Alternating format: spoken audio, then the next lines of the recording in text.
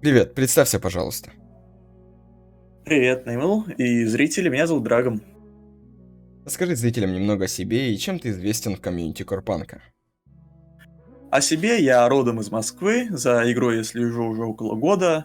Известен я, наверное, потому что я много общаюсь в русском сегменте, и помимо этого помогаю со сбором информации по игре, как в русском сегменте, так и в англоязычном. Я так понял, ты узнал про Корпанк по представленному трейлеру на IGN.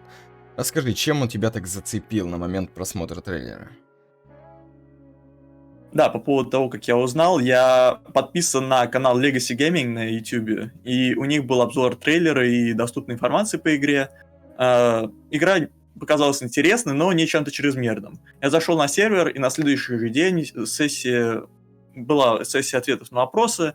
Я такой: о, какие они активные, останусь-ка я тут. То есть меня зацепила больше команда. В самой игре меня зацепила, опять же, простота, как они не придумывают что-то новое. А вот что ты думаешь про открытый мир и туман войны? Станут ли эти две ключевые фишки визитной карточкой игры? Я небольшой игрок в Доту или Лигу, поэтому Туман войны будет мне несколько в новизну, но мне кажется, сильно это не повлияет. Ну, посмотрим. Открытый мир, в принципе, тоже для жанра ММО не что-то новое, но это опять же только им в лучшую сторону, мне кажется. Тебе нравятся игры с открытыми мирами? С большой вариативностью и так далее?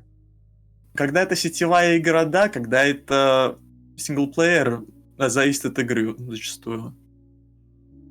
Ну, а вот по поводу новых механик, что ты думаешь о прыжках в изометрической игре? Все-таки сама механика прыжков требует очень большой серьезности и проработки. Если не позаботиться о ее качественной разработке, она будет сопутствующим инструментом к многим багам. Да, багом, и у прыжков в играх очень плохая история, насколько я знаю. Еще в Mario 64 они очень долго думали над тем, как это реализовать, чтобы они были достаточно точными. А если они хотят платформеры и пазлы, Artificial Core, то точно действительно понадобится. Расскажи, как ты относишься к открытому PvP и системе кармы? Ну, лично мне не нравится, что плеер-киллер при убийстве другого игрока только теряет. То есть убивать других игроков становится попросту невыгодно. Судить несколько рано, как мне кажется. Очень возможно, что мы пока просто не знаем плюшки за открытый PvP. Отношусь хорошо. Это будет уникальная динамика, ведь если сравнивать с Вовкой той же, там оно стенка на стенку, а здесь каждый сам за себя. Но им понадобится очень много времени, чтобы все было сбалансировано, поэтому на ЗБТ, если попаду, я буду неистово это PvP тестить. Так что осторожно. А вот каким бы ты хотел видеть лор игры? Более вариативным или, может быть, до гениальности продуманным? Допустим, я бы очень хотел, чтобы именно действия игроков в каких-нибудь масштабных ивентах меняли ход истории мира игры. Да, согласен, увидеть игроков в лоре всегда приятно. В том же Варкрафте, насколько я знаю, именно в истории игроки упоминаются только единожды в убийстве Ктуна. Что же до лора, мне кажется, у разработчиков есть все, что нужно для интересных историй в квестах. Я уже большой фанат Кадари, нравится Киберпанк, и там можно рассказать очень небанальные истории.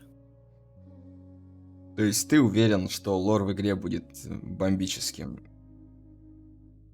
Ну, еще рано судить, конечно, но я говорю, все к этому стремится. Будем надеяться. Artificial Core решили отойти от заданной Blizzard системой подписки и остановились на Buy-to-Play, добавляя в игру косметику и боевые пропуски. Что думаешь по этому поводу? Оно к лучшему, я считаю. Это примат больше людей. Все зависит от того, какого качества будут пропуски. Но если все будет хорошо, то это лучшее решение, как мне кажется. Ну и цену бы узнать было бы неплохо. Не так давно нам показали и рассказали о 5 из 6 героев, которые будут представлены на ЗБТ. Какой герой и его специализация тебе импонирует больше всего? Трудно сказать, надо щупать, но по тому, что я вижу, мне очень Вармонгер понравился, орк, короче. Мгм. Есть и вариативность, и он потолще, да еще и миниган. Что еще желать? На втором месте, наверное, паладин. Ну да, орк с миниганом это что-то новенькое. Орк в ММО вообще, это же бомба. Расскажи нам лучше, когда и почему ты решил стать модератором. Модератором я решил стать, по-моему, в марте, в апреле.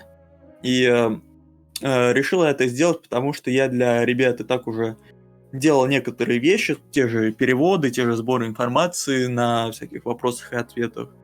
И у меня было много свободного времени тогда, и я подумал, почему бы и нет. То есть ты для разработчиков был как золотой жилой, и они нашли хорошего человека, который знает и русский язык, и английский язык, и мог им просто помогать во всем.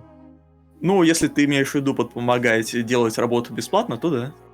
А у тебя официальный контракт с Artificial Core или пока это просто увлечение, чтобы занять свободное время?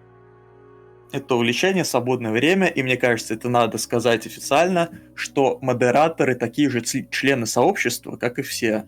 То есть мы не на контракте с Artificial Core. У нас нет каких, бумажных Как ты связей. думаешь, это пока или когда выйдет игра, вас все-таки, может быть, подпишут? Мне кажется, когда игра выйдет, так и останется. То есть, если им понадобится кто-то модерировать игру, там из сообщества выбирать надо будет либо намного дотошнее, и вот тогда понадобится контракт, либо вообще из сообщества не выбирать. У тебя, как у модератора, уже наверняка сложилось какое-то мнение об англоязычном и о СНГ комьюнити. Поделись им с нами. Ну, начну с СНГ. Сообщество СНГ задает очень хорошие вопросы всегда, я заметил. Но и контент это сообщество переваривает быстрее, из-за чего людям скучно и возникают, скажем так, конфронтации. Англоязычное сообщество в среднем спокойнее, но и стоящее обсуждение происходит реже. На всякий случай, это все лишь мое мнение как члена сообщества. Разные просто очень сообщества, это очень чувствуется. То есть, может быть, игра одна, увлечение одно, но очень это видно. У СНГ комьюнити чувствуется какая-то агрессивность, больше ссор и споров и так далее. Да, мне кажется, просто текучки меньше в русском сообществе. То есть постоянно в англоязычном сегменте кто-то появляется новый, то есть кто-то, кто, допустим, про игру узнал на прошлой неделе, в прошлом месяце, например. То есть они очень новые и, не такие закостеневшие, как некоторые у нас в русском сообществе. Хорошо, предположим, тебе разрешили задать один вопрос разработчикам Корпанка, на который бы они 100% ответили. Что бы это был за вопрос? Очень вопрос сложный. Это будет непопулярное мнение, но мне бы хотелось услышать про компанию побольше, про самих людей, про то, как они становились, и, естественно, про процесс разработки игры. Лучше всего, я знаю, Евгений Киверь сам такой любит, я бы документалочку по созданию игры посмотрел бы. С большим удовольствием. Хорошо, и под конец, твои пожелания разработчикам Artificial Core. Ну, я надеюсь, что они хорошо отдохнули за эти каникулы.